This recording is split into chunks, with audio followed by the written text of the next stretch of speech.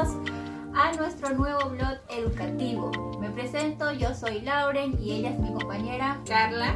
Y le vamos a hablar algo súper importante, algo que ha marcado historia en el nivel educativo, en toda la parte de Latinoamérica y en Bolivia.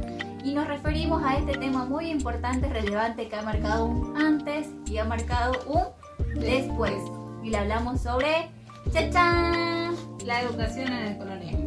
La educación en el coloniaje, donde nosotros vamos a enriquecerlos de un conocimiento muy amplio, muy complejo, pero lo vamos a resumir en características súper relevantes que han pasado en esa época y esperemos que sea de su agrado y que nos acompañe de principio a fin. Le vamos a explicar sobre un método muy bonito, muy práctico, muy creativo y también muy llamativo, que es una pequeña obra de teatro que nosotros hemos creado para que ustedes estén cómodos, a gusto y se puedan enriquecer de un conocimiento que vamos a presentar. La educación en el coloniaje.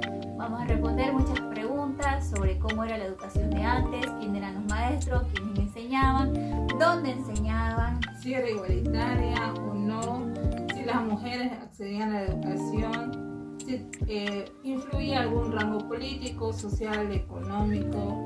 Bueno, entonces esperemos que estén a gusto, cómodos y vamos a empezar con nuestra presentación en nuestra pequeña obra de teatro. Bienvenidos. Hola, ¿cómo están? Hoy le vamos a hablar sobre la educación en el coloniaje y aquí les presentamos al rey y la reina. Y vamos a hablar sobre características súper puntuales que pasaron en la educación en el coloniaje, como ser la educación en el coloniaje, los mayores beneficiarios eran los de la corona española, tenían una doctrina netamente cristiana católica.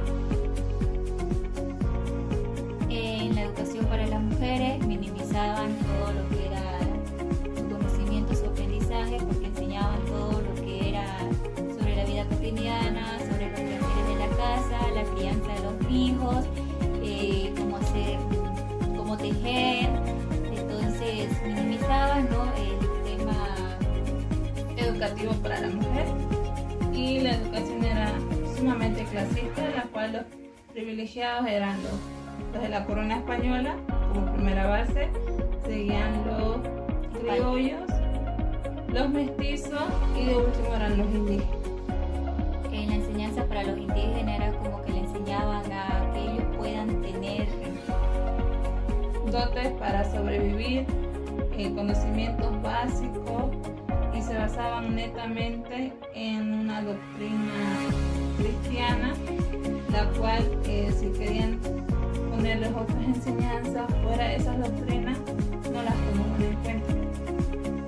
En estos tiempos los maestros eran los curas y los sacerdotes, y lo que nos llama mucho la atención en esta época es que tanto para el hombre como para la mujer la educación no era nada igualitaria, por más que estos sean indígenas, criollos o mestizos, ya que se le daba mayor énfasis al hombre y tenían una cierta inferioridad hacia las mujeres. De esta manera terminamos la pequeña explicación. Esperamos les haya sido útil y hasta la próxima. Darles algo nuevo y en algunos casos vamos a reforzar de lo que ya saben sobre la historia de la educación en el coloniaje. La América colonial, al igual que las civilizaciones azteca, inca y maya, era una sociedad estamental, es decir, que había grupos sociales con diferentes jerarquías. El origen de cada persona determinaba cómo uno era visto por los demás y los derechos que tenía. El sector dominante eran los considerados blancos. Este grupo estaba formado por los españoles nacidos en España, también conocidos como peninsulares, y los descendientes de españoles nacidos en América, a quien se los llamaba criollos. Los pertenecientes a este grupo eran los únicos que podían acceder a cargos políticos, es decir, que eran los que tomaban las decisiones y establecían las normas. También eran los que poseían las riquezas, ya que manejaban el comercio y la minería. Con el tiempo empezaron a acumular tierras, lo que les permitió desarrollar la agricultura y la ganadería.